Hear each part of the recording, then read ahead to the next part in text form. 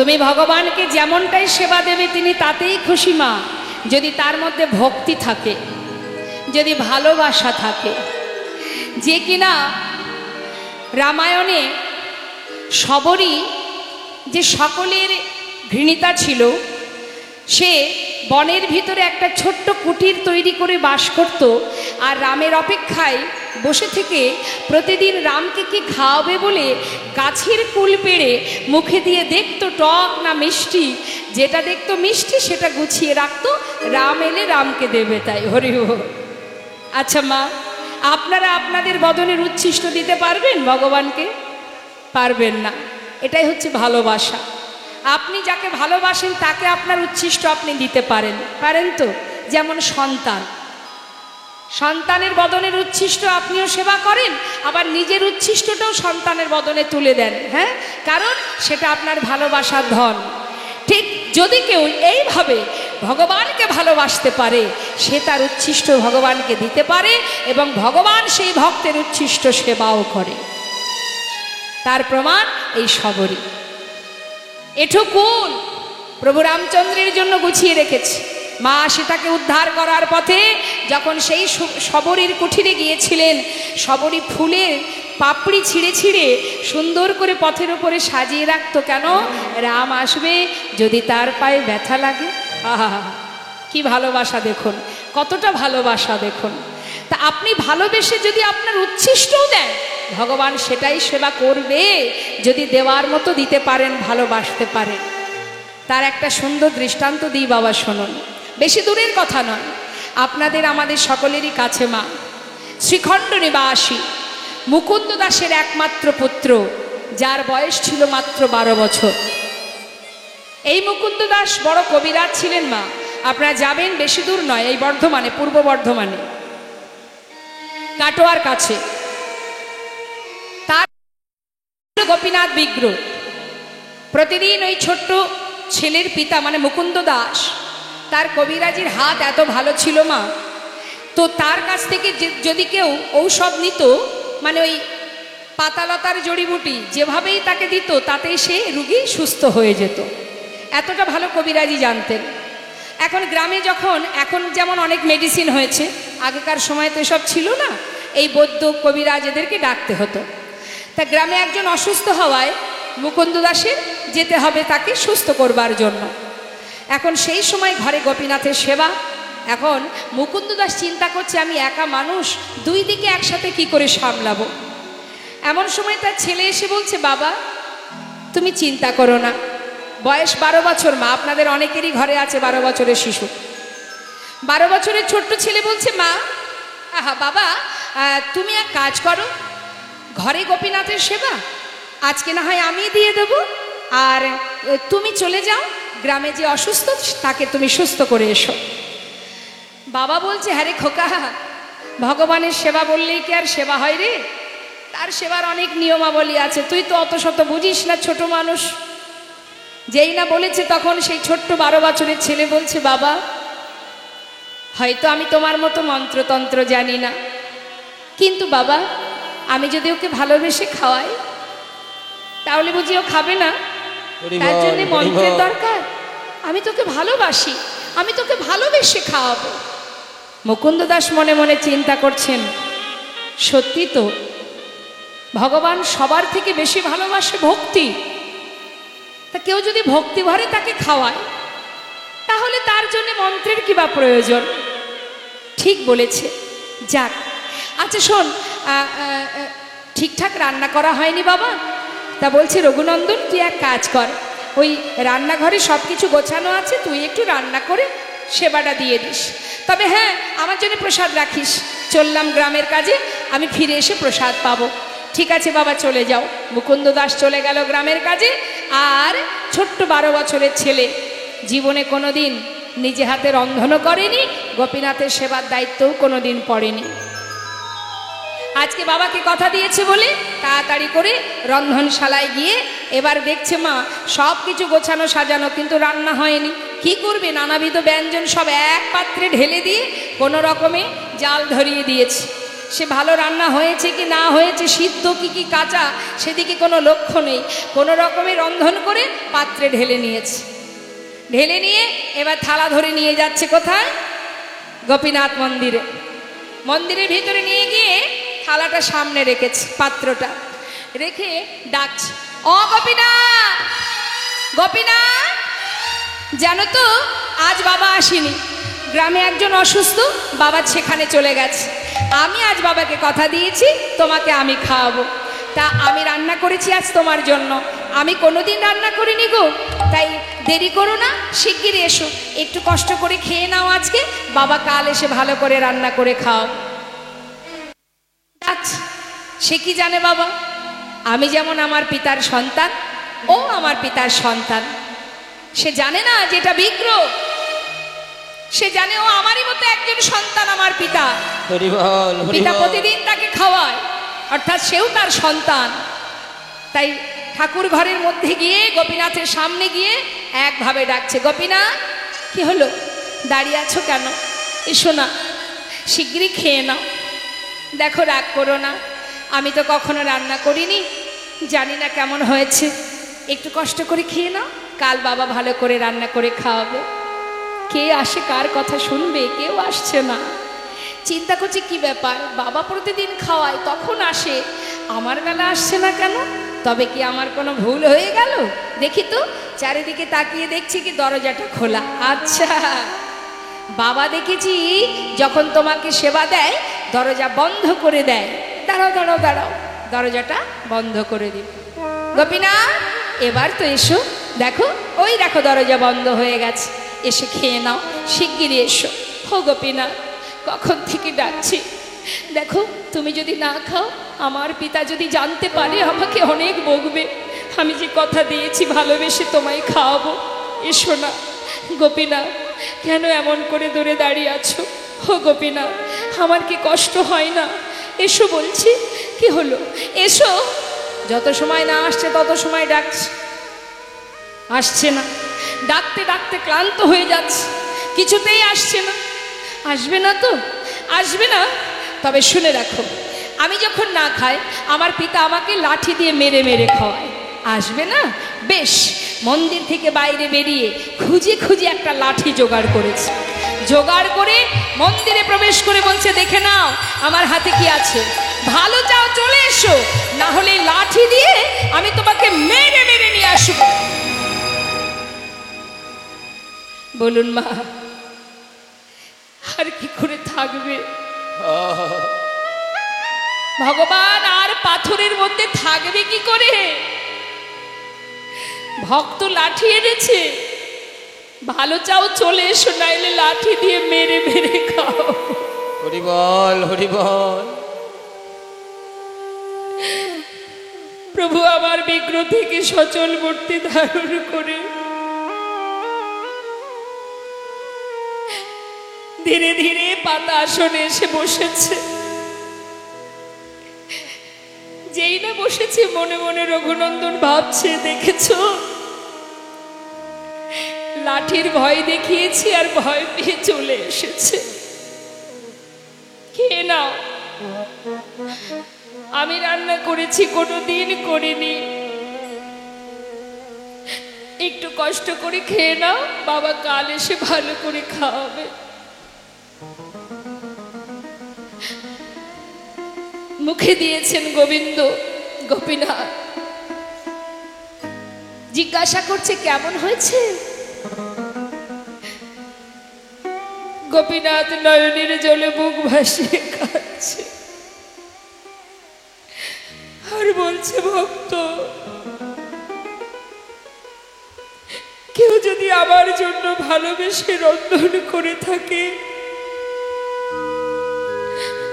সেই রন্ধন আমার কাছে অমৃত স্বরূপ।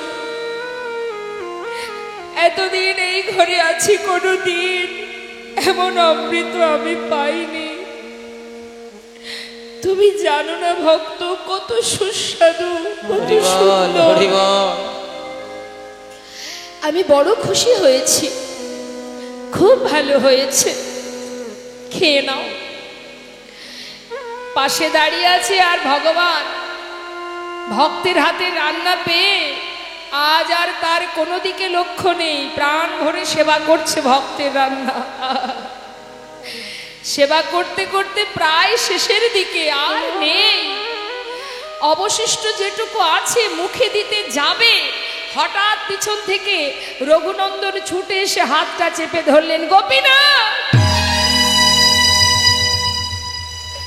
আর খেও না, হরিবল হরিবল, উঠে যাও, একটু তো আমাদের জন্য রাখো। এখনো আমি খাইনি, আমার পিতা খাইনি, যা রান্না করেছি সবই তো তোমায় দিলাম, তুমি যদি খাবে আমরা কি খাবো? একটু রেখে যাও, আর খেও না, উঠে যাও, ওঠো বলছি। আগে তো আসছিলে না, এসেছো ঠিক আছে, খাচ্ছ খাও, তাই বলে সব খেয়ে নেবে? ভগবান বলছে, আহ, সেই তো বকে বকে মেরে মেরে নিয়ে এলে, আবার তাড়িয়ে দিচ্ছ? দেব না, আমাদের কথা একটু ভাবো। কি জানো তো ভক্ত, আজ না এত ভালো রান্না হয়েছে, আজ আর আমার কারোর কথা মনে ছিল না। আচ্ছা বেশ, বেশি তো নেই, শোনো, এই আমার হাতে যেটুকু আছে এটুকু তোমার জন্য রেখে দিলাম, এটা তুমি খেয়ে নিও। বেশি তো ছিল না মা। ভগবান আচমন করে বিগ্রে মিলিত হলেন, আর এদিকে যেটুকু ছিল সেটুকু ভগবান, আহা, ভক্ত মানে রঘুনন্দন সেবা করলেন। সেবা করে পাত্রটা ধুয়ে তুলে রেখেছে বাবা। ঠিক সময় মতো মুকুন্দ দাস গ্রামের কাজ সেরে ঘরে ফিরেছে। ঘরে ফিরে ডাকছে, রঘুনন্দন বাবা। কিরে, সেবা দিয়েছিস? হ্যাঁ হ্যাঁ, তোমার চিন্তা করতে হবে না, যাক, এই তো আমার ছেলে বড় হয়ে গেছে, আমার আর চিন্তা নেই। হ্যাঁ রে বাবা, জানিস সারাদিন কিচ্ছু জোটেনি, আমার প্রচণ্ড খিদে, আমি আর পারছি না সহ্য করতে, দে একটু প্রসাদ দে, শিগগিরই প্রসাদ দে। বাবা জানো তো, আজ কিন্তু আর প্রসাদ নেই। কেন? কোনো ভক্ত এসেছিল নাকি বাড়িতে? না গো না, কেউ আসেনি। তাহলে প্রসাদ কি হলো? কি আর হবে, সবই ওই গোপীনাথ খেয়ে নিচ্ছিল। ভাগ্যিস আমি হাতটা ধরেছিলাম, আমার জন্য একটু রেখেছিল, সেটুকু তো আমি খেয়ে নিয়েছি। মুকুন্দ দাস মনে মনে ভাবছে, এটা কি করে সম্ভব? প্রতিদিনে আমি তাকে সেবা দিই, কোনোদিন সে সেবা করে না। আজ আমি ঘরে নেই আর আমার আজই গোপীনাথ সেবা করেছে? এটা হতে পারে না। না না, সে কি করে সেবা করবে? সে তো পাথরের বিগ্রহ। আমার পুত্র নিজে সেবা করে বিগ্রহের নামে দোষ দিচ্ছে। সে তো আর এসে বলবে না, ও মুকুন্দ আমি কিন্তু খাইনি, তোমার ছেলে খেয়েছে। বলবে কি করে? সে তো পাথর, সে তো কথাও বলে না, সে তো চলতেও পারে না। জেনে রাখবেন মা, যার যেমন ভাব তার ঠিক তেমনই লাভ। মনের সন্দেহ মনে থেকেই গেল। ছেলেকে পরের দিন পরীক্ষা করার জন্য আবার তিনি ডাকলেন, রঘুনন্দন বলো বাবা। জানিস বাবা, গ্রামের সেই ব্যক্তিটাকে আজও যেতে হবে সুস্থ করতে, আমার এখনো কাজ শেষ হয়নি। তাই বাবা, তুই তো ভালো সেবা দিতে শিখেছিস, তা একটা কাজ কর, আজ আর তোকে রান্না করতে হবে না। গোপীনাথ তো নাড়ু খেতে ভালোবাসে, আমি ওর জন্য নাড়ু করে রেখেছি, তুই সময় মতো নাড়ুটা ভোগ দিয়ে দিস। ঠিক আছে বাবা, চিন্তা করতে হবে না, চলে যাও। কিন্তু মুকুন্দ দাস কি আদৌ কোথাও গেছে না? কোনো কাজে যায়নি।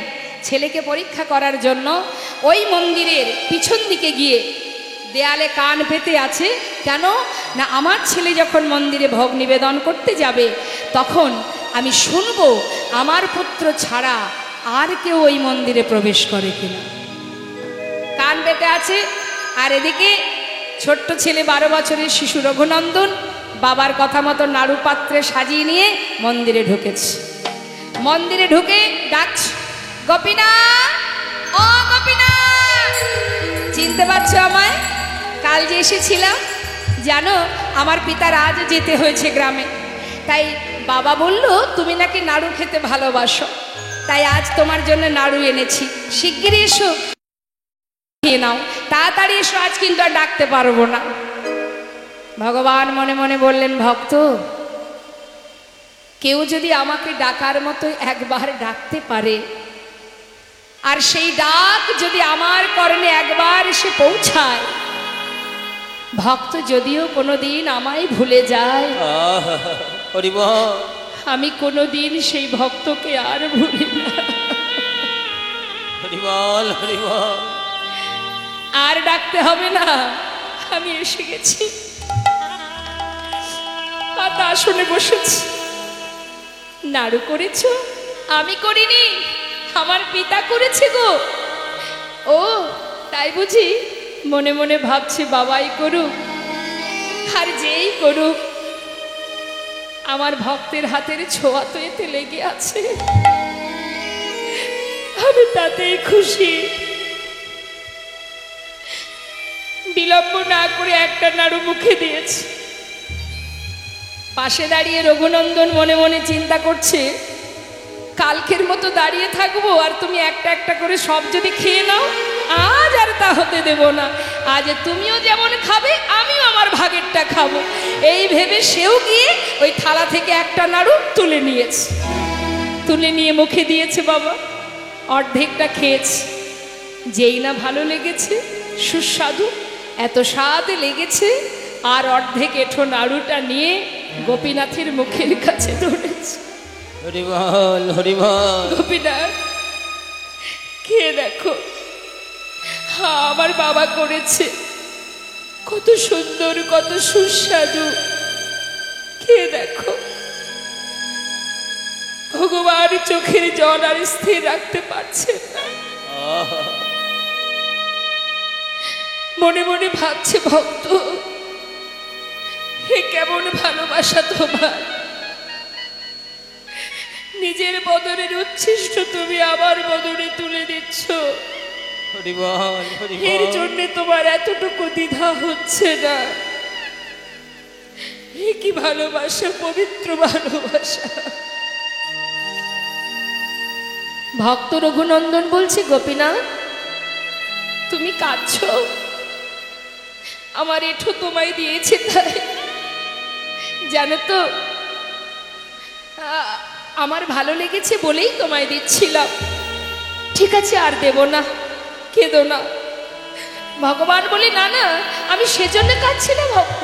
জানো তো আমি কাঁদছি কেন? এই যে তুমি তোমার এঁঠোটা আমার মুখে দিচ্ছ, আচ্ছা আমি কি আমার এই প্রসাদী নাড়ুটা আমি তোমাকে খাওয়াতে পারি? হ্যাঁ, তাহলে তুমি আমাকে খাইয়ে দাও, আমি তোমাকে খাইয়ে দিই। ভগবান তার প্রসাদী নাড়ু দিচ্ছেন ভক্তের বদনে তুলে, আর ভক্ত তার এঁঠো নাড়ু দিচ্ছে ভগবানের বদনে। ভক্ত ভগবানের মধুর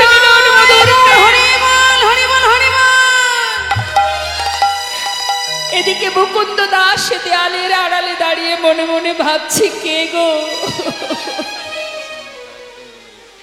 কে তুমি? কার কণ্ঠ শোনা যায়? ছুটতে ছুটতে এসে মুষ্টা আঘাতে দরজা খোলা মাত্রই ভগবান তার আগেই অর্ধনাড়ু হাতে করে নিয়ে বিগ্রেগে মিলিত হয়ে গেল। ভাগ্যে হলো না মা, কি করে হবে? সে তো জানতো এটা পাথর, আর তার সন্তান জানতো আমি যেমন পিতার সন্তান, সেও আমার পিতার সন্তান। তাই ভাবনা যেমন, লাভটাও তো তেমন। তিনি আসার আগেই বিগ্রে মিলিত হলো। মুকুন্দ দাস মন্দিরে প্রবেশ করে দেখলেন, যার হাতে ছিল বাঁশি, আজ তার হাতে অর্ধ নাড়ু। তাই না দেখে ছুটে গিয়ে নিজের পুত্রকে নিজের বুকে জড়িয়ে ধরলেন। রঘুনন্দন, হরি বল, হরি বল।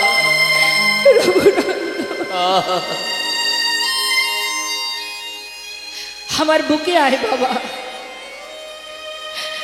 এমন সুসন্তান পেয়েছি আমি। পিতা হয়ে এতদিনের সাধনার ধন আমি পেলাম না দেখতে, আর একদিনই তুই তার দর্শন পেলি বাবা। আমার বুকে আয়। সারা জীবনের সেবা সব যে আমার অযোগ্য হয়ে গেল, আয় তোর মতো সন্তানকে বুকে জড়িয়ে ধরি, জড়িয়ে ধরে এতদিনের অযোগ্য দেহ আমি যোগ্য করি, এতদিনের অযোগ্য দেহ আমি যোগ্য করি। তোর মত ভক্ত সন্তানী আমি জড়াই ধরি,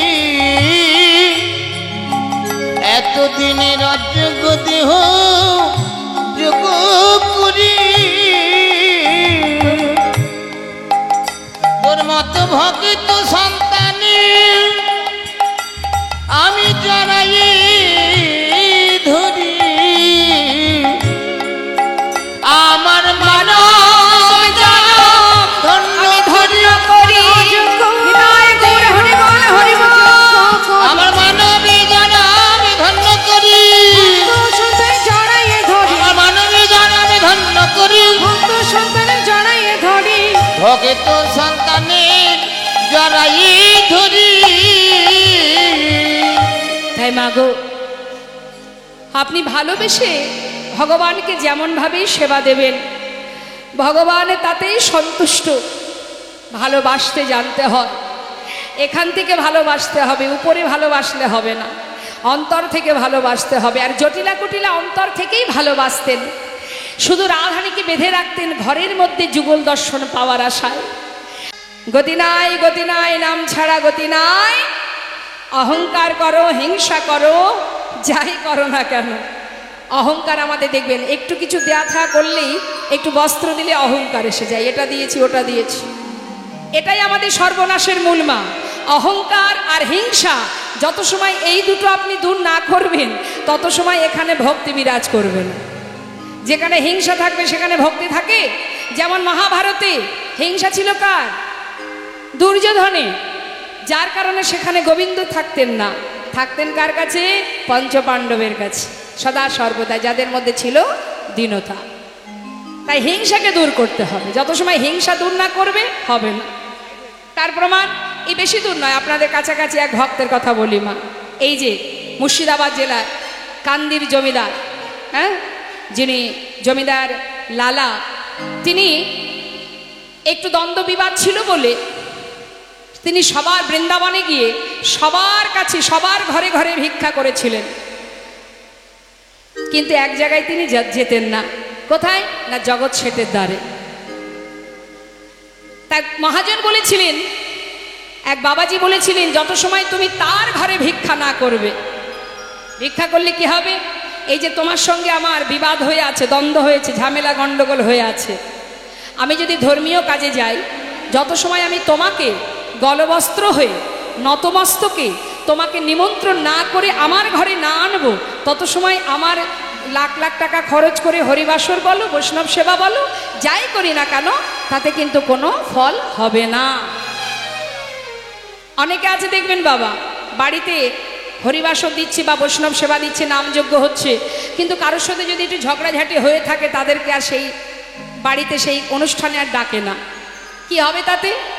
লাভ কি? ভগবানের সেবা দিতে গেলে আগে এই জায়গাটা পরিষ্কার করতে হবে। তুমি ভিতরটা পরিষ্কার করো, ওপরে নামযজ্ঞ দিয়ে হবে কি? ভিতর পরিষ্কার না করে সেই যজ্ঞ দিয়ে লাভ নেই। কিছু দান ধ্যান করতে যাব, কৃপণতা করব, কোনো লাভ নেই। ভগবানের সেবার জন্য বাজারে কিছু কিনতে যাব, খুঁজে দেখবো টেরা বেঁকা ফল কোনগুলো আছে, কিলো কিলো নিয়ে এসে ভগবানের সেবায় দেব। নিজেরা যখন বাজারের খাবার জন্য ফল কিনবো, দোকানদারকে বলবো সব থেকে মিষ্টি আর দামি ফলটা বের করুন, কারণ এটা আমার সন্তান খাবে, আমি খাবো। হ্যাঁ, এগুলো করলে হবে না। আগে নিজের চিন্তা করলে হবে না, কেমন? তা এই হিংসাকে দূর করতে হবে। এই আপনাদেরই কাছেরই সেই মানুষ, বেশি দূরের কথা তো নয়, এই যে লালা। একবার চিন্তা করুন মা, কত বড় জমিদার সে, তার অভাব ছিল না কিছু। এত বড় জমিদার হয়ে একটা কাজের মেয়ে, একটা ভিখারি, একটা ধোপার মেয়ে, তাদের কাছ থেকে কয়েকটি কথা শুনে সে সমস্ত কিছু, সমস্ত সুখ স্বাচ্ছন্দ্য পরিত্যাগ করে সে জনমের মতো বৃন্দাবনে চলে যায়। ভাবা যায় এক ধোপার মেয়ে নিজের পিতাকে বলছে বেলা যায় বাসনায় আগুন দাও, আর জমিদার পালকি চেপে তিনি সারা গোটা রাজ্য পরিদর্শন করে খাজনা আদায় করে ফিরছে। ঠিক সেই সময় সন্ধ্যাগত, সেই সন্ধিক্ষণে একটু মন দেবেন, কথা নয়। কি হচ্ছে মা? কি হচ্ছে ওখানে? কি হচ্ছে? ঝগড়া হচ্ছে? আবার মাথা নাড়ি বলছে, গর্ব করে বলছে হ্যাঁ। এখানেও যদি ঝগড়া হয়, বাড়ি ঝগড়া, এখানে ঝগড়া, শান্তিটা আছে কোথায়? ঝগড়া হচ্ছে না তো? শ্মশানে শান্তি না? এখানে এসেও তো শান্তি নেই, এখানেও মারামারি হবে। কথা কেন? দেখুন, গল্প তো আমিও কম জানি না। আপনি কীর্তন বন্ধ করে আমাকে বসিয়ে দিন, আমি আর কীর্তন করব না, গল্প করে যাব 4 ঘন্টা। কিন্তু এখানে আমাকে আনা হয়েছে কি জন্য? কীর্তন করার জন্য। আর আপনাদের এখানে বসার জায়গাটা যে করে দিয়েছে, এটা কি জন্য? আন কথা বলার জন্য নয়, কৃষ্ণ কথা শ্রবণ করবার জন্য, তাই তো? তাই সময়ের কাজ সময়ে করতে হয়, এটা ভালো মতোই জানেন আপনারা। রাত 12টার সময় কেউ যদি বিছানা থেকে, গভীর ঘুম থেকে টেনে তুলে বলে চল ভাই এখন আর ঘুমাতে হবে না, চল খেয়ে আসি, রাগ হবে কি বাবা?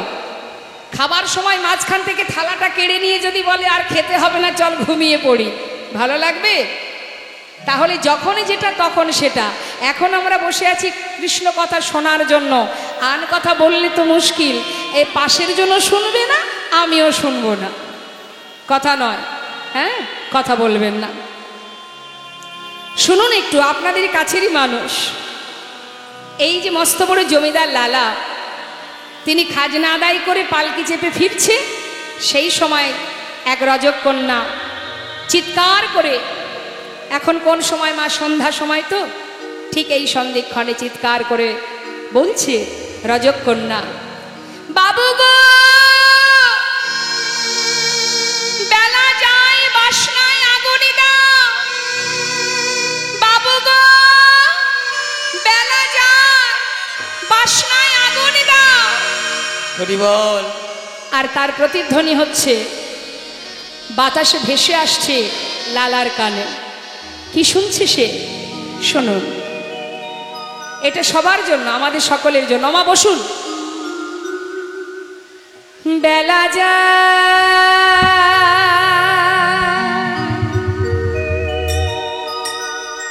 বেলা যায়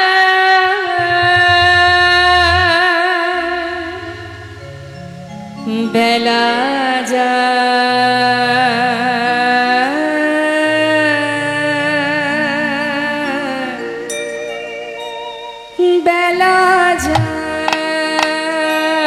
বেলা যাই যাই যাই, বেলা যাই যাই যাই, বেলা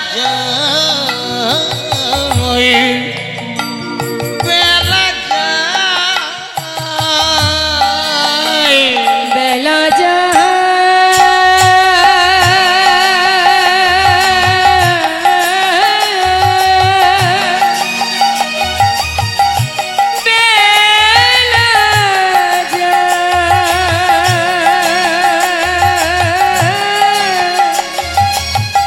বেলা বেলা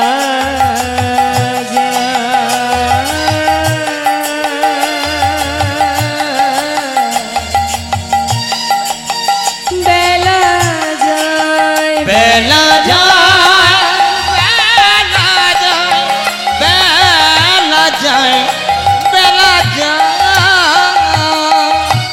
বেলা গেল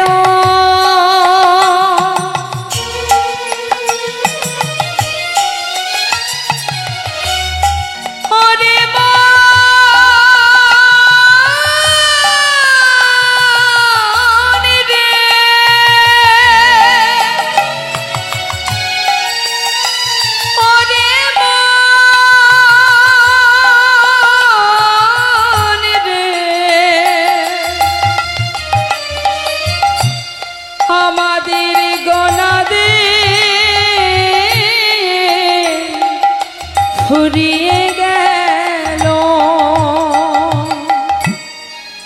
নানা সময় নাই একবার ভজ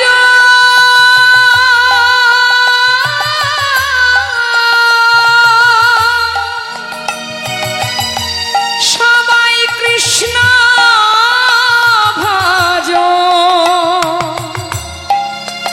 সময় গেলে আর পাবে না ওরে আর বেলা গেল সন্ধ্যা হলো বেলা গেল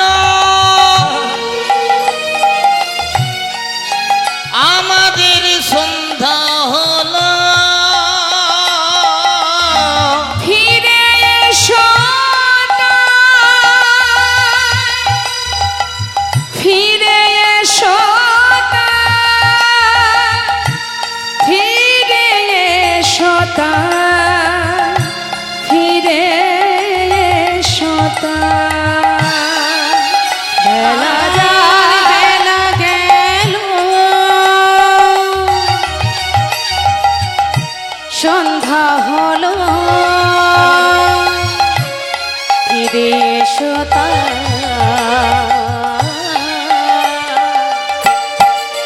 বেলা যায় বেলা যায় বেলা যায় বেলা যায় বেলা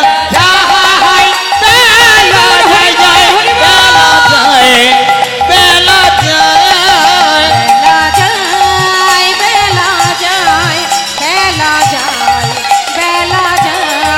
বেলা যায় বেলা যায় বেলা যায় বেলা যায় বেলা যায় বেলা গেল সন্ধ্যা হলো এবার ফিরে এসো সকলে রাধারানী শ্বশুর বাড়ি কোথায়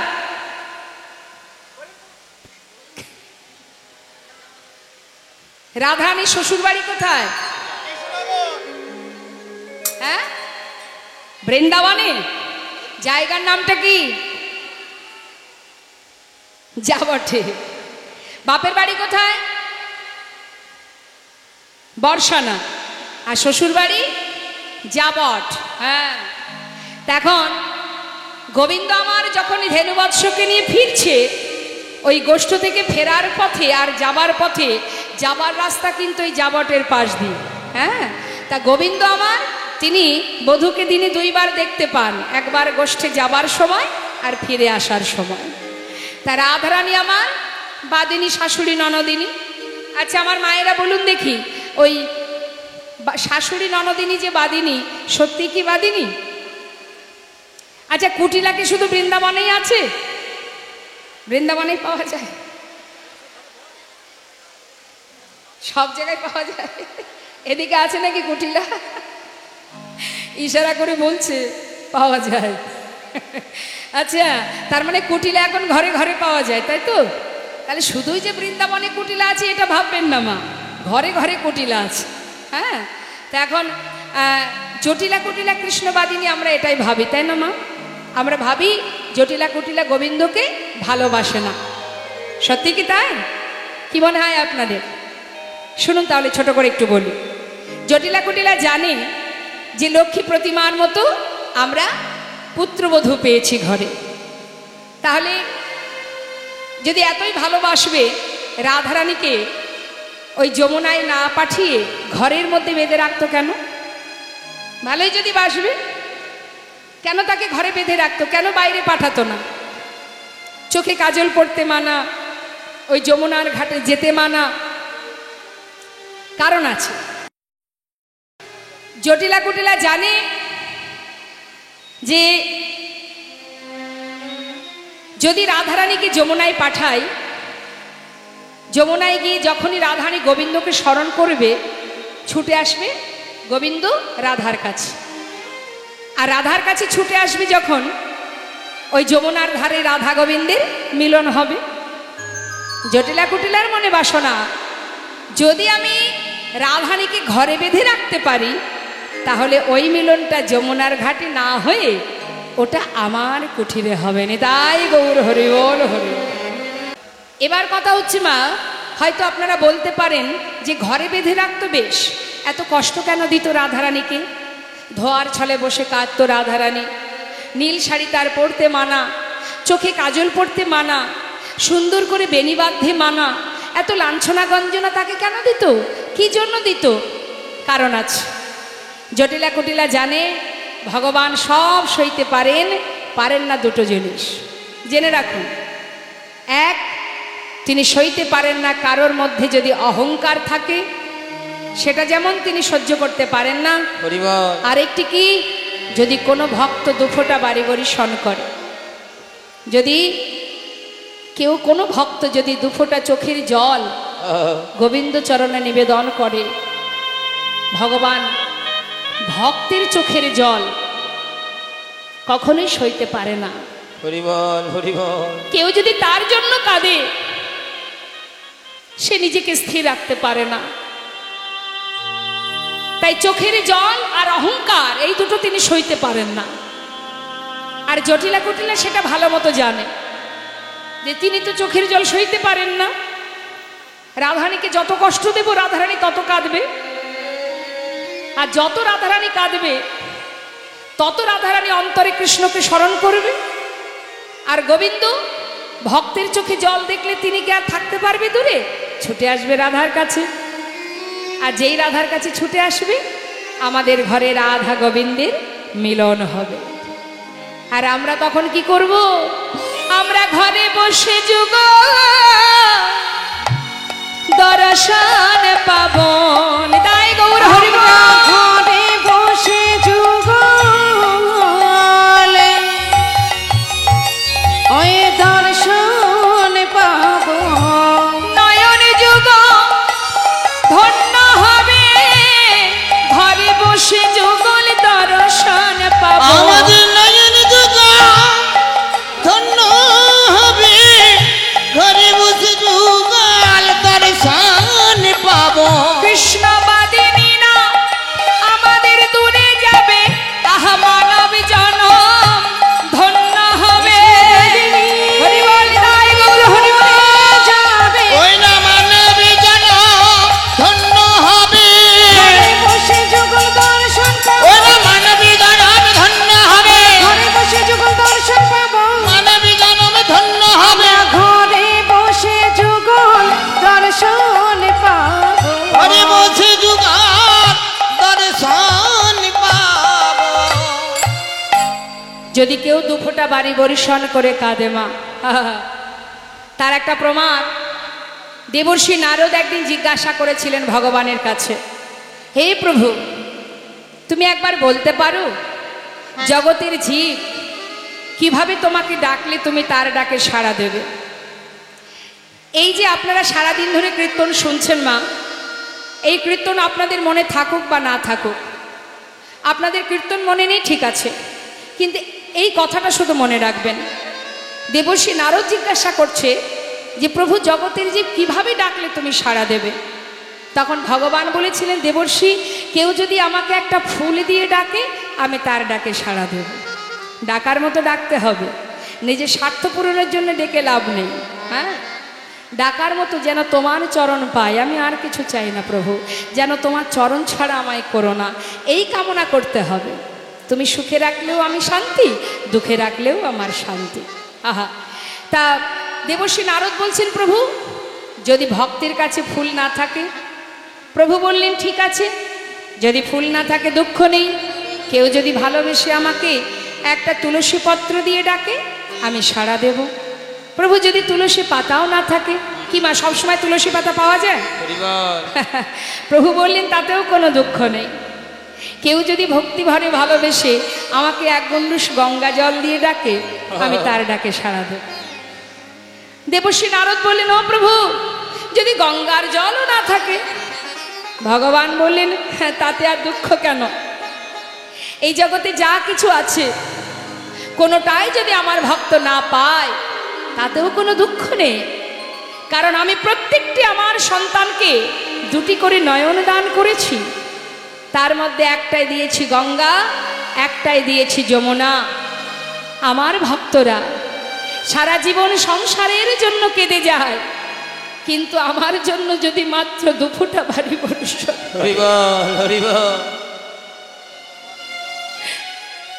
যদি দুফোঁটা বাড়ি বর্ষণ করে বলে দয়াময় আমি পাষণ্ড, আমি পতিত, হাজার হাজার অপরাধ করেছি, শুনেছি তুমি নাকি দয়াল করুণাময়, আমার সমস্ত পাপ দূরীভূত করে তোমার রাগা চরণে তুমি আমায় জায়গা দাও। যদি বলতে পারে যেন চরণে ছাড়া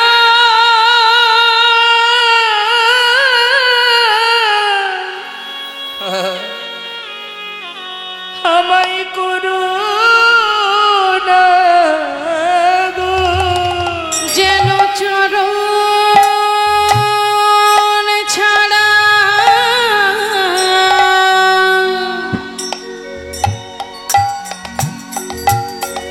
আমায় করো না গো। প্রভু আমি বড়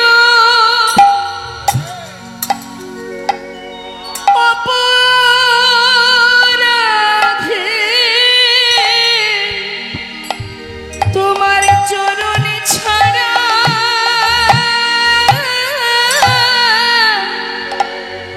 আমায় করো না গো। প্রভু গো আমি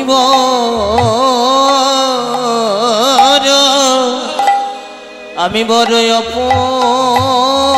অপরাধী, যেন চরণে ছাড়া করো না গো। প্রভু আর কিছু চাই না আমি,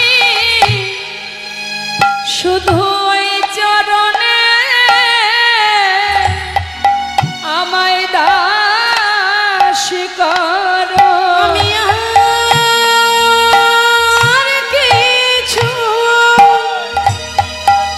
চাই না প্রভু, তোমার ওই চরণে দাস করো। শুনেছি তুমি নাকি দয়াল হরি, বলাই আমার প্রতি দয়া তোমার হবে না গো।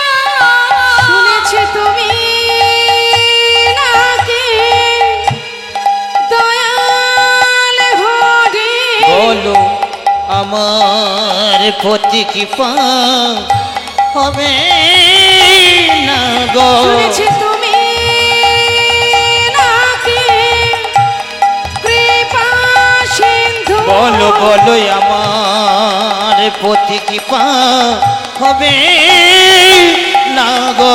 শুনেছি তুমি নাকি দয়াল হরি, বলো আমার প্রতি কৃপা হবে না গো। তুমি নিতাই গৌর হরি বল, হরি বল। বলো আমার প্রতি কৃপা হবে না গো। তোমার চরণ ছাড়া করো না গো। মহাজনে পদাবলিতে কলম দিচ্ছেন, শ্রী গৌরাঙ্গের দুটি পদ যার ঘন সম্পদ, সে জানে ভকতি রসসার।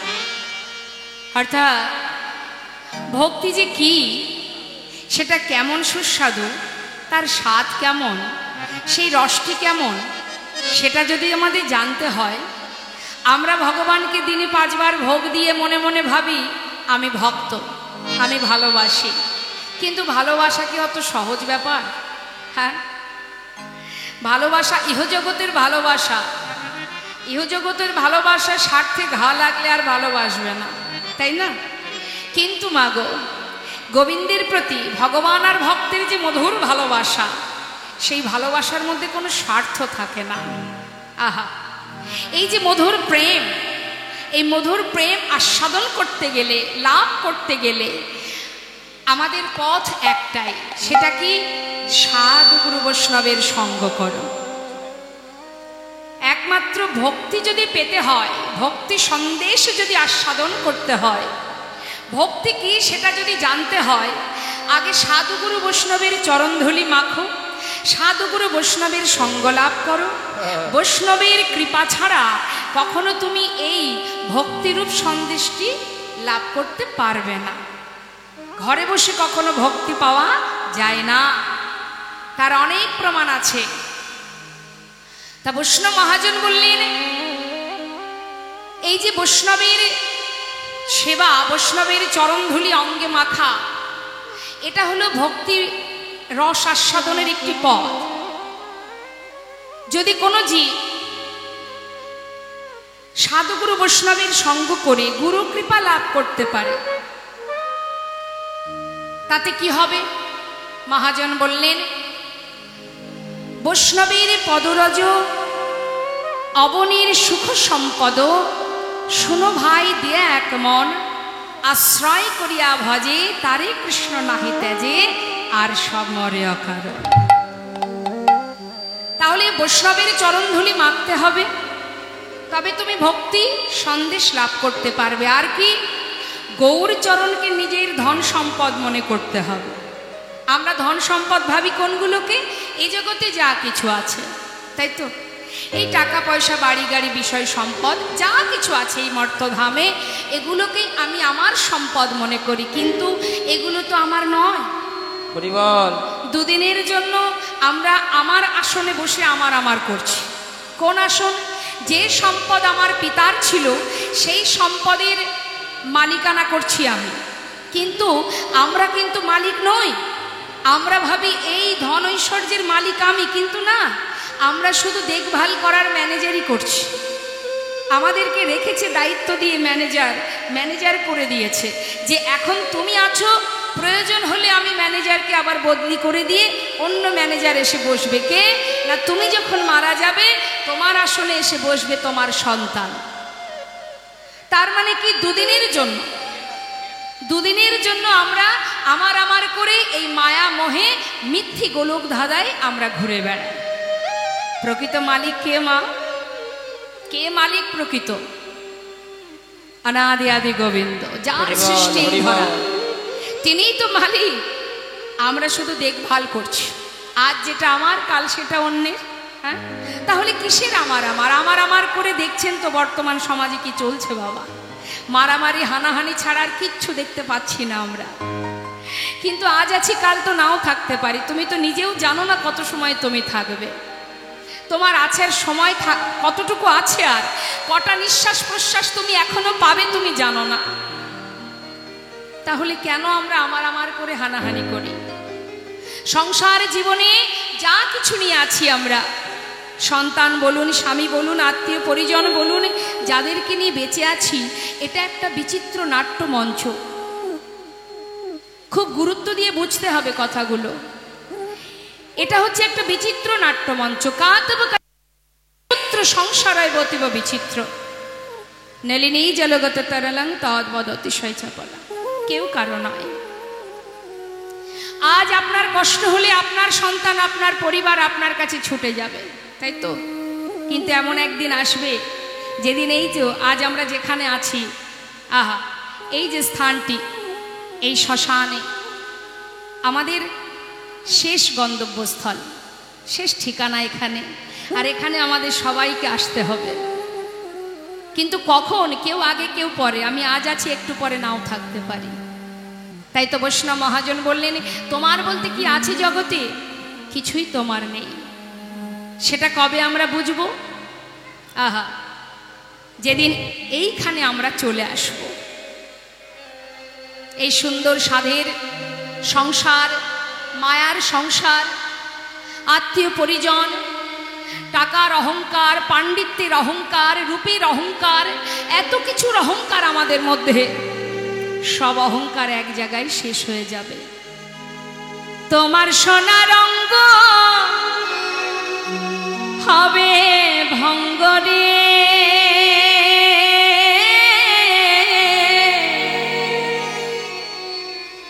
যেদিন পুড়ে হবে ছাই, নীল আকাশে কি থাকবে? কিছু থাকবে মা? নীল আকাশে যাবে মিশে কয়লারি ধোঁয়া। তোমার সোনার অঙ্গ হবে ভঙ্গরে, তাই গৌর হরি বল। যেদিন পুরে হবে ছাই, নীল আকাশে যাবে মিশে কয়লারি ধোঁয়ায়। তোমার সোনার অঙ্গ হবে ভঙ্গরে, আবার মারবে বাড়ি হাড়ের গিঠে, জ্বালবে আগুন ওই খুঁচে খুঁচে, মারবে বাড়ি হারের গিঠে। একবার অনুভব করতে হবে মা, অনুভব ছাড়া বোঝা যাবে না। কি বললেন? যখন আমাদের চিতায় সাজিয়ে দেবে, অঙ্গে আগুন ধরিয়ে দেবে, যদি আগুন না ধরে তাহলে সেখানে আবার আঘাত করবে। তাতে কি হবে? তোমার পিঠের চামড়া যাবে ফেটে গো, সেদিন হাত বোলাবে কে আর গায়। তাই গৌর হরি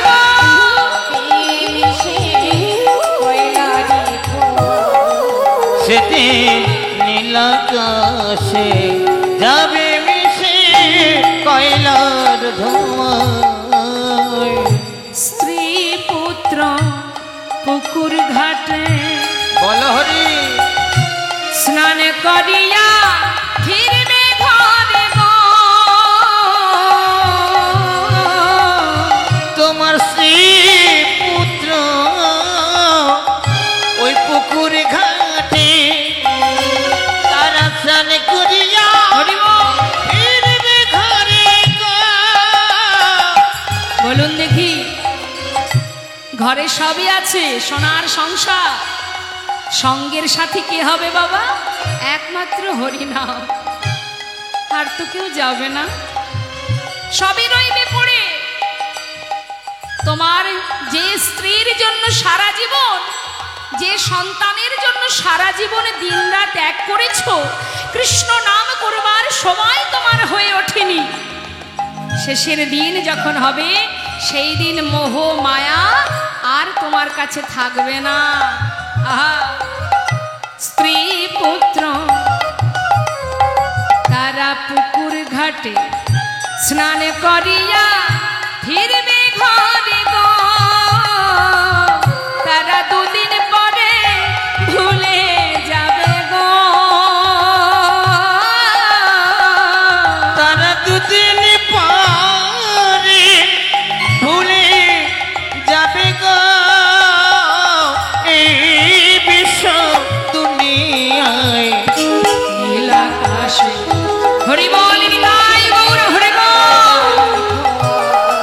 সেদিন নীল আকাশে যাবে মিশে কয়লার ধোঁয়ায়। সময় করিয়া পথটি ধরিয়া যেবা চলে দ্রুত গতি, সময়ের শেষে অনাশেষে জনে চলে যায় আপন বাসতে। তুলবি যদি ছানা মাখন সকাল সকালে তোলে, শিশুকালে কৃষ্ণ ভজন, বৃদ্ধতে ভজনেতে বাধায় গণ্ডগোল। সময় গেলে আর পাবে না। তাই মহাজন বললেন, শ্রী গৌরাঙ্গের দুটি পদ যার ধন সম্পদ, সে জানে ভক্তের রসসার। এ জীবনে তোমার আপন বলতে আর কেহ নাই, একমাত্র এই ঘোর কলিযুগে যদি মধুমাকা হরিনামকে তোমার সঙ্গের সাথী করতে পারো, নামকে সম্বল করতে পারো, গৌর চরণকে সম্পদ ভাবতে পারো, আর দুফোঁটা বাড়ি বরিশন করতে পারো, দুফোঁটা চোখের জল, এই কলিযুগে কোনো কষ্ট নেই। সাধন ভজনে যাগ যজ্ঞ পূজা অর্চনা কিছুই নয়। দেখুন, নাম করলেও উপকার, আবার শ্রবণ করলেও উপকার। তুমি যেভাবেই নাম শোনো না কেন, যেভাবেই বলো না কেন, হেলায় বা শ্রদ্ধায় যে বা নাম লয়, ক্রমে ক্রমে কৃষ্ণ ভক্তির হয় উপচয়। অর্থাৎ তুমি যেভাবেই নাম করো, নামের যে ক্রিয়া সে কিন্তু দেখা দেবেই দেবে। হ্যাঁ, তো নাম শুনলেও উপকার, নাম বললেও উপকার। শুনলেও কিন্তু তার ক্রিয়া আছে মা, জেনে রাখবেন। যদি কিছু শোনেন তাতেও একটা উপকার, অর্থাৎ একটা ক্রিয়া কাজ করে। যেমন যারা টক খেতে ভালোবাসে, মনে করুন আমি যদি আপনার সামনে তেঁতুল কথাটা বারবার বলতে থাকি, একটা সময় কিন্তু বাবা ওই শোনা খাওয়া নয়, না সেবা করেও শুধুমাত্র শ্রবণ করা মাত্রই তার জিহ্বাতে জল চলে আসবে। আসবে তো মা? তাহলে শুনলেও তাতে মঙ্গল, শুনলেও তার ক্রিয়া আছে। তার নাম শুনলে কি উপকার, শুনুন কি বলছে শাস্ত্রে। মহাজন বললেন, যদি কেউ নাম শ্রবণ করে তার কি হবে? শ্রী গৌরাঙ্গের মধুর লীলা,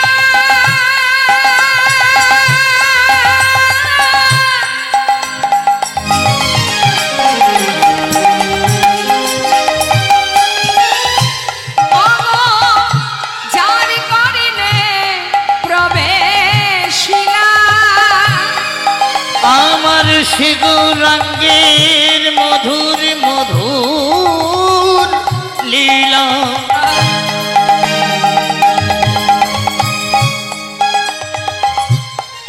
ও গো যারি কারণে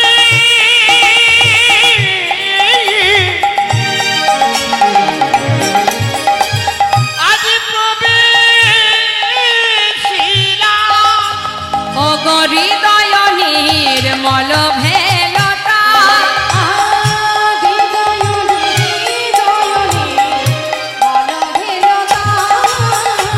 অজ্ঞানাধার যায় গো দূরে,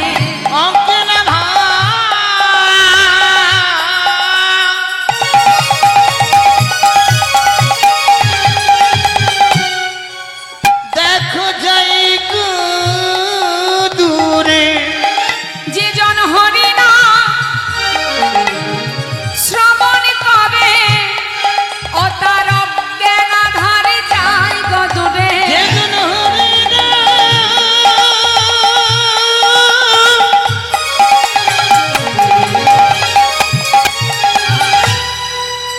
ও গো শ্রবণ করে, তার অজ্ঞানাধার যাই গো দূরে, যে জন কৃষ্ণ নাম শ্রবণ করে, গুরু চরণ হৃদয়ে ধরে। জয় গৌর হরি বল, হরি বল। ওই গুরু চরণে হৃদয় ধরে, গুরু চরণে হৃদয় ধরে, তার অজ্ঞানাধার যাই গো দূরে।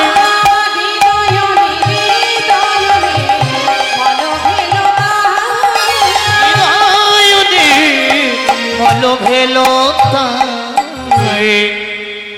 প্রত্যেকটি কাজের একটা গুণ আছে মা, কর্ম করলে তার ফল পাওয়া যায়।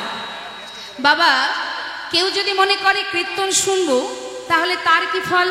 কেউ যদি দেখবেন এই যে সন্ধ্যাবেলা বা সারাদিন ধরে এখানে কীর্তন হচ্ছে, তা এই যে কীর্তন শুনতে আপনারা এসেছেন, অনেকে কিন্তু আসেনি, সবাই যে আসে তা না। অনেকে কি করে, হয়তো একই সময় মনে মনে ভাবে যে অমুক জায়গায় আজ কীর্তন হবে, সেখানে যাব, ভগবত কথা কৃষ্ণ কথা শ্রবণ করব। আবার কেউ কেউ মনে মনে ভাবে যে আমি সিরিয়ালটা এত সুন্দর একটা জায়গায় আছে, আজকে আমাকে সিরিয়ালটা দেখতেই হবে। কি মা, আপনার সিরিয়াল দেখেন তো? হ্যাঁ, আজকের পর্বটা তো দেখা হলো না, সমস্যা নেই তো। তা এখন দেখবেন অনেকে মনে মনে ভাবে এত সুন্দর সিরিয়ালটা না থাক, কীর্তন শুনে লাভ নেই। তা এই যে যার যেমন ভাব তার তো তেমনই লাভ। যে সিরিয়াল দেখবে তারও একটা গুণ আছে, সিরিয়াল দেখলেও একটা ফল পাবেন আপনি, আবার কীর্তন শুনলেও একটা ফল পাওয়া যাবে। তো এইরকম ভাবনা চিন্তা আমাদের মাথায় অনেক কিছু থাকে, তার মধ্যে যদি সুচিন্তা থাকে, ভালো চিন্তা থাকে, তাহলে আমাদের মন মানসিকতাটা আস্তে আস্তে ভালোর দিকেই যাবে। তা সিরিয়াল দেখলে কি ফল পাওয়া যায়?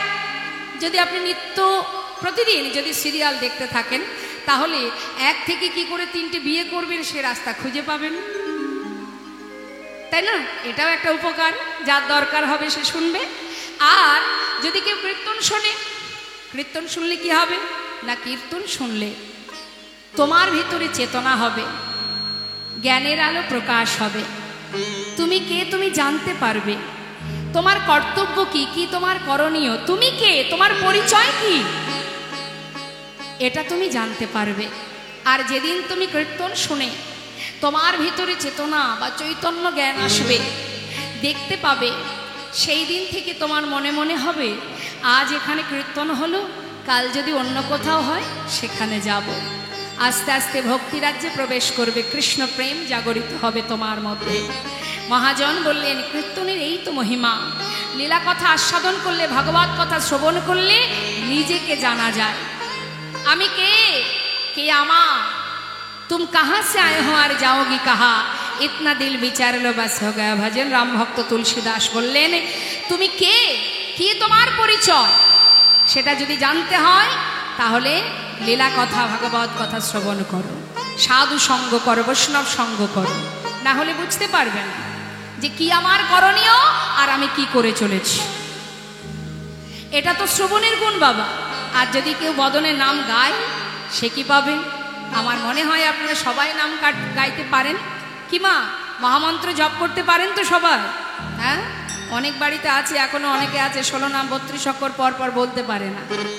তো যাই হোক, সাধু সঙ্গ করলে এটুকু যদি ভুল ভ্রান্তি থেকে থাকে সেটুকু আবার ঠিক হয়ে যাবে। তো আসুন, এত সুন্দর ভক্ত সঙ্গ আমরা করছি যখন, আমরা সবাই মিলে একবার দুবাহু তুলে মহামন্ত্র জপ করব। দুহাত তুলে তুলুন দেখি। নিতাই গৌর হরিবোল হরিবোল। সবাই মিলে হাত নামাবেন না, প্রাণ ভরে হাতে তালি দিয়ে স্বতঃস্ফূর্ত ভাবে উচ্চস্বরে মহামন্ত্র জপ করুন। হরে কৃষ্ণ হরে কৃষ্ণ কৃষ্ণ কৃষ্ণ হরে হরে, হরে রাম হরে রাম, রাম রাম হরে হরে। বলুন হরে কৃষ্ণ। হ্যাঁ, হরি বল।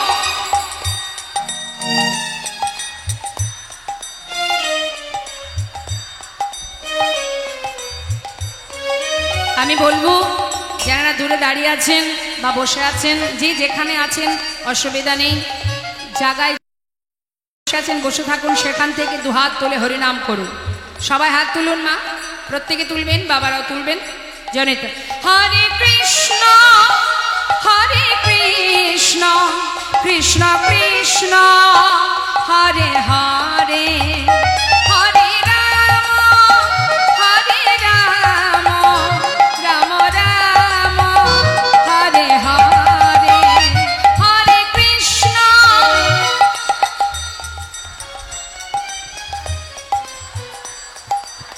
বাবা হরি বল।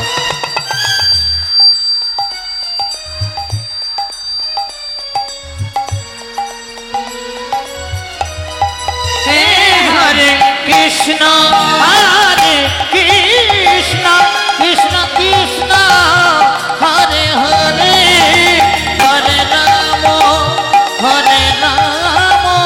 রাম রাম হরে হরে, হরে কৃষ্ণ কৃষ্ণ কৃষ্ণ হরি বল হরি বল হরি বল, হরে রাম রাম হরে হরে, হরে কৃষ্ণ কৃষ্ণ কৃষ্ণ হরে হরে,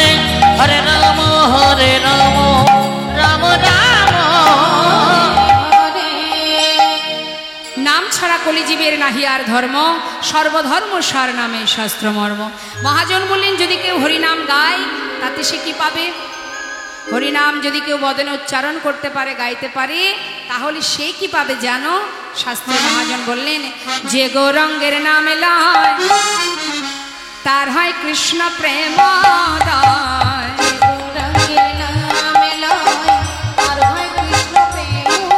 এই ঘর কলিকালে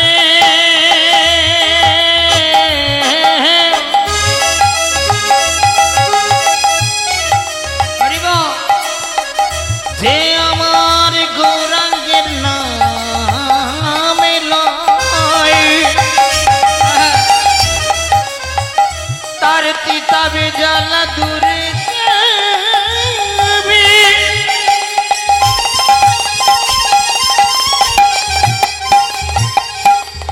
এই মধুর কৃষ্ণ নামে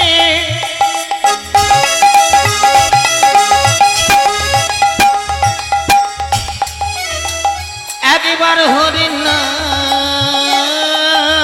করো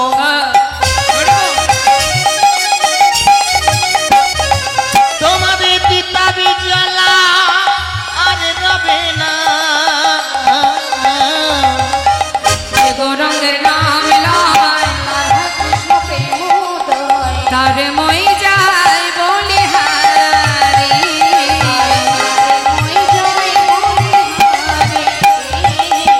তার মই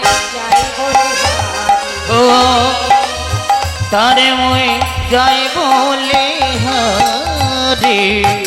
ভক্ত বলছেন কি, যে ভক্ত এই সুন্দর পদাবলীটা লিখেছেন তিনি বলছেন যে গৌরহরির নাম জপ করে আমি তার বলিহারি যাই, আমি তার চরণে প্রণাম জানাই। আসুন যে ভক্ত এই সুন্দর পদাবলী লিখেছেন তার কথাটা একবার আমরা শুনবো, তার নামটা জানবো এবং তার চরণে প্রণাম জানাবো সবাই মিলে। কে সেই ভক্ত আসুন আমরা পদের মধ্যে দিয়ে শ্রবণ করে নিই। শ্রী গৌরাঙ্গের ভক্তগণে নিত্য সিদ্ধ করি মনে, সে যায় ব্রজেন্দ্র সুত পাশে রে। ওই না সে যাই ব্রজেন্দ্র সুত পাশে রে, সে যাই ব্রজেন্দ্র সুত পাশে রে, সে যাই ব্রজেন্দ্র সুত পা। গৌরমণ্ডল ভূমি যে বাজানেছে আমার গৌরমণ্ডল ভূমি জীবন চিন্তম তার হয় ব্রজধামে বাস রে। তার হয় ব্রজধামে বাসি রে, তার হয় ব্রজধামে বাসি রে, তার হয় ব্রজধামে বা- কি বললেন? আমরা সবাই মিলে সেই মহাজনের কথা শুনবো যে মহাজন এই সুন্দর পদাবলী লিখেছেন। গৃহেতে বনেতে থাকো হা গৌরঙ্গ বলে ডাকো, তোমরা গৃহেতে বনেতে থাকো হা গৌরাঙ্গ বলে ডাকো। নরতম মাগে তার সঙ্গ,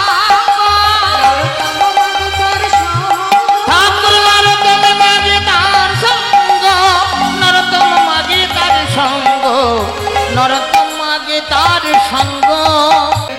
এত সময় আমরা গৌর কথা শুনলাম। চলুন যাই আমরা সবাই মিলে শ্রীধাম বৃন্দাবনে উলুধ্বনি হরিধ্বনি করে বৃন্দাবনে প্রবেশ করব। সবাই মিলে একবার দুটি বাহু তুলে জয় রাধে রাধে।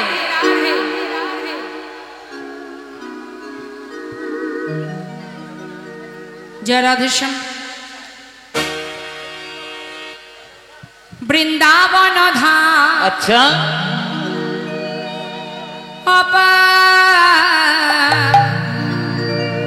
जपे जा राधे राधे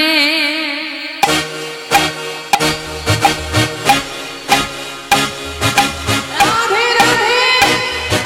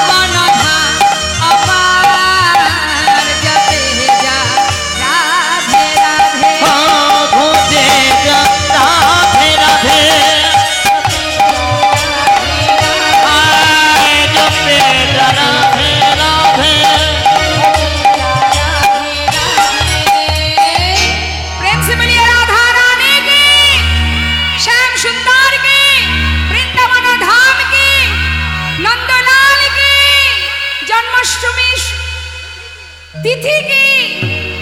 সবাই মিলে একবার দুবাহু তুলে নিতাই গৌর হরিবল হরিবল হরিবল।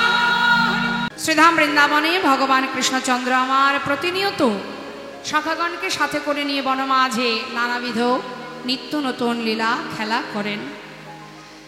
তো আজ গোবিন্দ আমার সখাগণকে সাথে করে নিয়ে বনমাঝে এসেছেন, তিনি খেলা খেলছেন।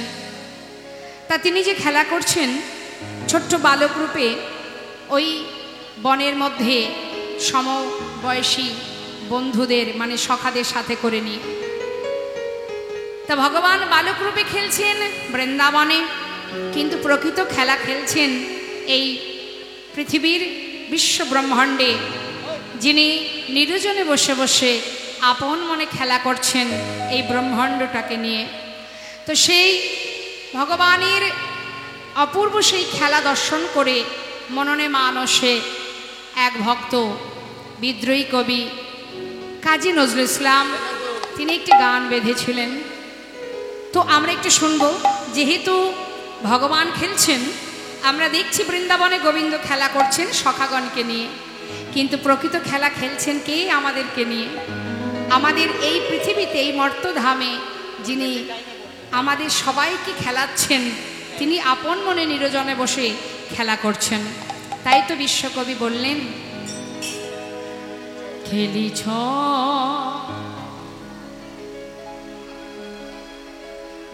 এ বিশ্বলয়ে বিরাট শেষ আনমনে খেলিছ এই বিশ্বলয়ে বিরাট শিশু আনমনে খেলিছ।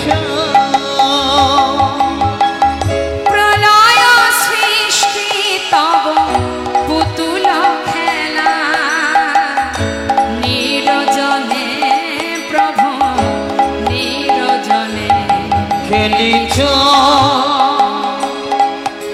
এই বিশ্বলয়ে বিরাট শিশু আনমনে খেলিছ। ভগবান তিনি খেলা করছেন নিরজনে বসে। তা সেই জায়গাটি কোথায়? হরে কৃষ্ণ, দেখুন কোথায় বসে তিনি খেলছেন। শূন্যে মহা আকাশে তুমি মগ্ন লীলা বিলাসে।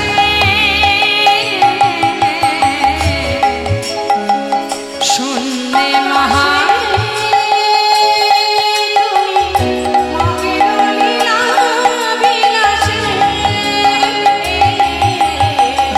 শূন্যে মহা আকাশে তুমি মগ্ন লীলা বিলাসে। ভাঙিছ গড়িছ নীতি ক্ষণে ক্ষণে নিরজনে প্রভু নিরজনে খেলিছ এই বিশ্বলয়ে বিরাট শিশু আনমনে খেলিছ। মা, ভগবানের খেলনাগুলো কি? আমরা যেমন অনেক কিছু নিয়ে খেলা করি, আর তার খেলনা কি জানেন? শুনুন মন দিয়ে কি বলছে। তারকার বিশি খেলনা তব হে দাসী পড়িয়া আছে রাঙা পায়ের কাছে রাশি রাশি। রাশি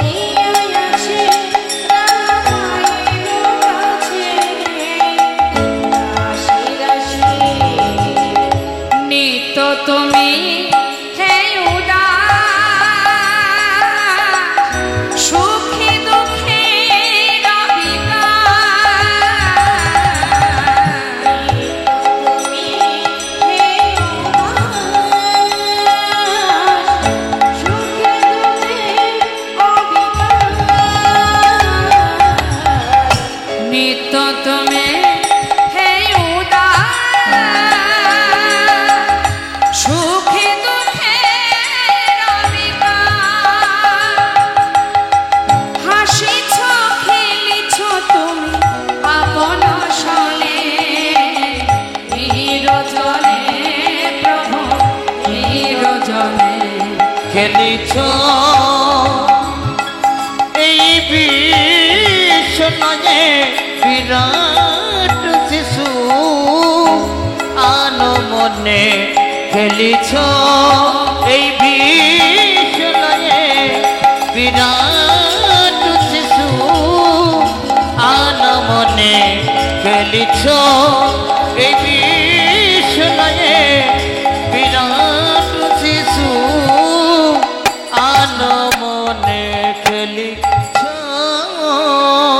ভগবান খেলছেন বিশ্ব ব্রহ্মাণ্ডটাকে নিয়ে, আর বালক রূপে দাপর যুগে বৃন্দাবনে এসে তারই সখাগণকে সঙ্গে করে নিয়ে খেলা করছেন বনের মাঝে। এই ভাই, আরে শোন ভাই, প্রতিদিন তো আমরা খেলা করি, আজ ভেবেছি একটা নূতন খেলা খেলবো, মানে বিনোদ খেলা। বিনোদ কথার অর্থ হচ্ছে নূতন, আবার বিনোদ কথার অর্থ হলো সুন্দর। তা সখারা জিজ্ঞাসা করছে সেই খেলাটা কেমন খেলা? বলে শোন, যে খেলাটা আজ আমরা খেলবো সেই খেলাটি হলো পাতা পাতা খেলা।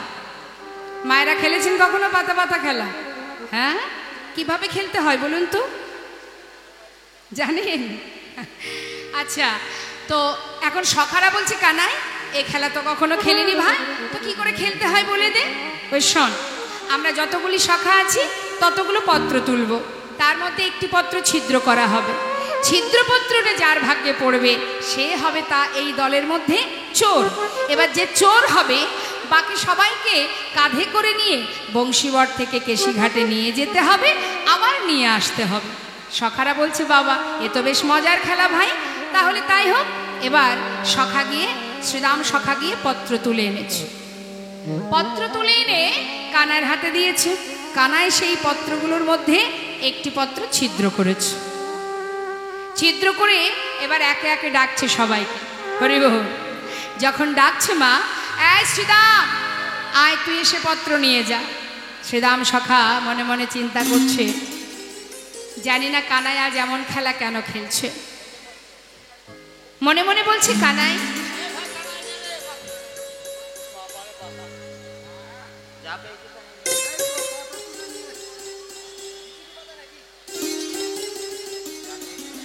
আচ্ছা বেশ, দেখতে পাচ্ছেন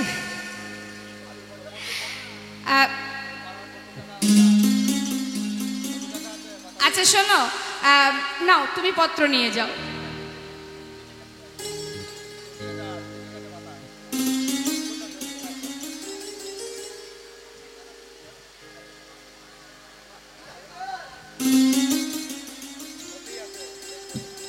কই দেখি সবার পাতা দেখাও, যার ছিদ্র পড়বে সেই কিন্তু চোর হবে।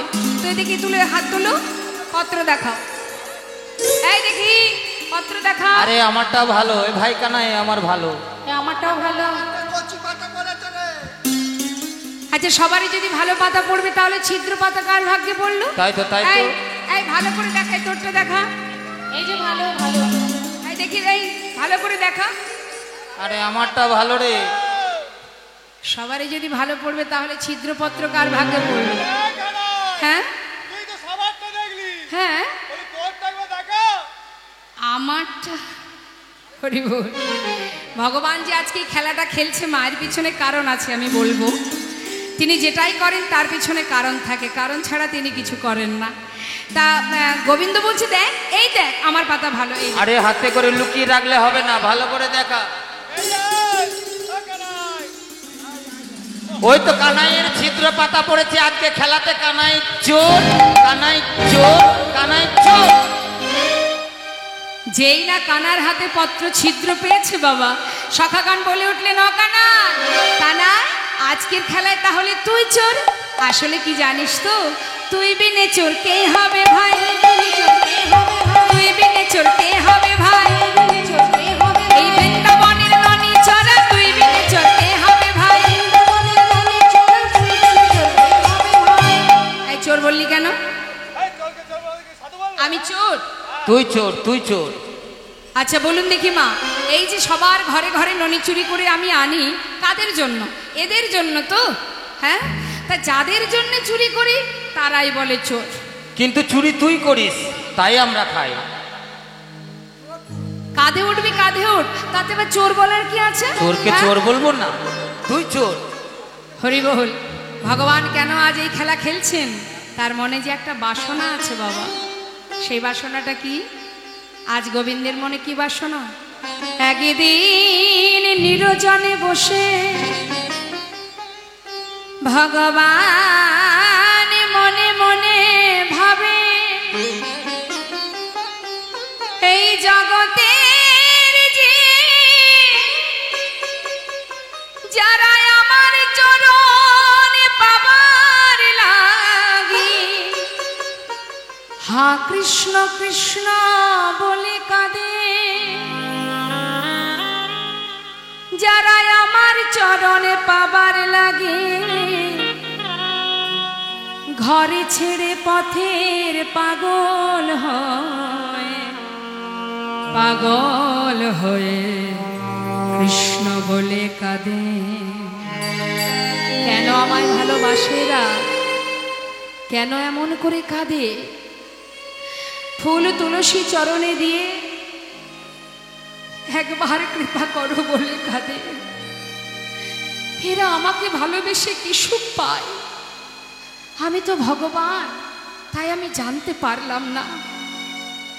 আজ আমি জানতে চাই যে ভক্তরা যে আমায় ভালোবাসে, এই ভালোবাসা কতটা আসল? আহা, এই ভালোবাসাটা কেমন, কেমন স্বাদ আছে এই ভালোবাসাতে? কেন আমার জন্য এরা কাঁদে? কি সুখ পায় এরা আমার জন্য কেঁদে? মহাজন লীলার পাশে দাঁড়িয়ে বললেন, হে গোবিন্দ, তুমি কি করে জানবে বলো? যারা তোমাকে ভালোবাসে তারাই জানে তোমাকে ভালোবাসায় কি সুখ। তুমি কি করে বুঝবে? তুমি তো স্বয়ং, তুমি তো পূর্ণ ব্রহ্ম, তুমি তো বুঝবে না। যারা তোমাকে ভালোবাসে, ভক্ত যারা, তারাই জানে তোমাকে ভালোবাসলে কি আনন্দ। যেমন বাবা, একটি মিষ্টির দোকানের যিনি মালিক হন, তিনি কিন্তু ওই মালিকের আসনে বসে ছানা চিনি কারিগরের হাতে দিয়ে বলে, কারিগর, এই ছানা চিনি দিয়ে তুমি সন্দেশ রসগোল্লা তৈরি করো। কিন্তু মাগো, যে কারিগর যিনি রসগোল্লা তৈরি করে তিনি কিন্তু জানে যে কিভাবে ছানা চিনিকে মিশিয়ে সন্দেশ রসগোল্লা তৈরি করতে হয়, তাই না? যিনি তৈরি করেন তিনি জানেন, কিন্তু যিনি মালিকের আসনে বসে আছেন তিনি কি জানেন? জানেন না। এখন যদি মালিক মনে মনে ভাবে যে সন্দেশ কিভাবে তৈরি হয়, রসগোল্লা কিভাবে তৈরি হয় আমি জানতে চাই, তাহলে তাকে কি মালিক হয়ে বসে থাকলে জানতে পারবে? তাকে কারিগরের আসন গ্রহণ করতে হবে। কারিগরের আসন গ্রহণ যদি করতে পারে তবেই সে বুঝবে কিভাবে ছানা চিনি মিশিয়ে রসগোল্লা তৈরি হয়।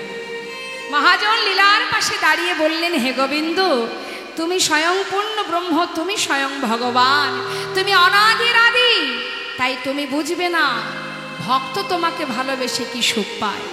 যদি তুমি সেই সুখ ভোগ করতে চাও, তুমি যদি সেই সুখ পেতে চাও, তাহলে ভগবান হয়ে থাকলে হবে না। তুমি যদি ভক্ত হয়ে ভক্ত চরণ সেবা করতে পারো তবেই বুঝবে চরণ সেবায় কি আনন্দ। নিতাই গৌর হরি বল। তাই আজ আমার গোবিন্দ স্থির করলেন যে আমি ভক্ত চরণ সেবা করে দেখব চরণ সেবায় কি আনন্দ। তাই আজ কি করছেন তিনি? সুদামাকে বলছি, বন্ধু আয়, তুই এসে আগে আমার কাঁধে ওঠ। দেরি না করে সুদামা কৃষ্ণের কাঁধে উঠে বসেছে। কিন্তু কিভাবে বসেছে বাবা? এক কাঁধে, সামনে একটা চরণ, পিছনে একটা চরণ। এখন গোবিন্দের মনে বাসনা কি? তার যুগল চরণ সেবা করবে, সেবা করে দেখবে সেবায় কত আনন্দ, এটা তার মনের বাসনা। কিন্তু একটা চরণ পিছনে, তাই মনে মনে ভাবছে ওই চরণটা পিছন থেকে সামনে কি করে আনবো। কাঁধে করে নিয়ে যখন ছুটছে, এমন সময় সুদামা বলছে, হ্যাঁ রে কানাই, এই কানাই, বলি এত জোরে জোরে দৌড়াচ্ছিস, আমি তো পড়ে যাব ভাই, একটু ধীরে ধীরে চল। যেই না বলেছে, সঙ্গে সঙ্গে গোবিন্দ সুযোগ পেয়ে বলছে, এক কাজ কর সুদামা, তোর এই পিছনের চরণটা আমার সামনে দে, তোর দুটো চরণ আমি বুকে চেপে ধরে যদি দৌড়াই আর তুই পড়বি না। সুদামা মনে মনে ভাবলেন, বেশ তো, ঠিকই বলেছে কানাই, সখাসখ্য প্রেম তো বাবা। তাড়াতাড়ি করে পিছনে চরণটা সামনে দিয়েছে, ভগবানের বক্ষের উপর যুগল চরণ দুলছে। মহাজন বললেন, দেখো সুদামারে লইয়া কৃষ্ণ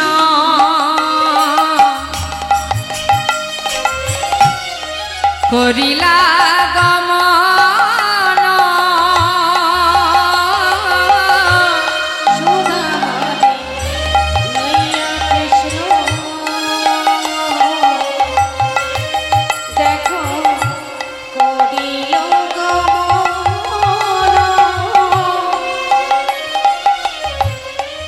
একটা পক্ষ আমরা বৃক্ষ তলে আসিয়া দাঁড়ালো।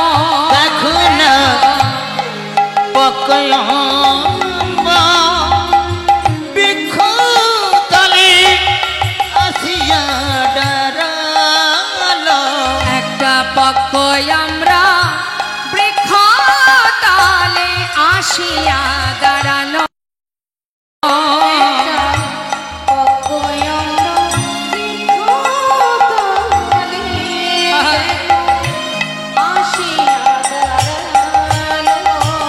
আজি মন্দ মন্দ সেবা করে, মন্দ মন্দ সেবা করে, মন্দ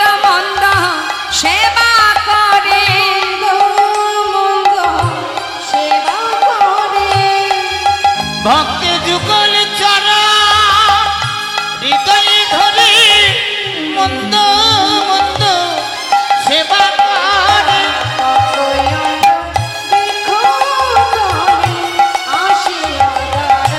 দেখো না একটা পকয়ম্ব বৃক্ষ তলে আসিয়া দাঁড়ালো। গোবিন্দ আমার